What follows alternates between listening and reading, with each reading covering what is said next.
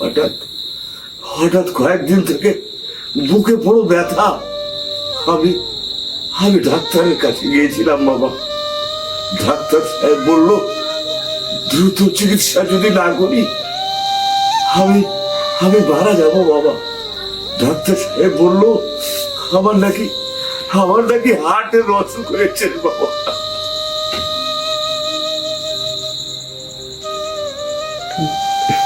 যদি যদি পারিস কিছু কিছু। শোনো বাবা, তোমাকে দেওয়ার মতো আমার পকেটে এখন কোনো টাকা নেই।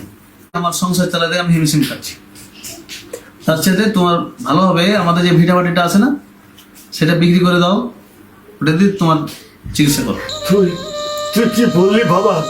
আমার পূর্বপুরুষের দেওয়া সম্পত্তি সেই ভিটে আমি বিক্রি করে দেব?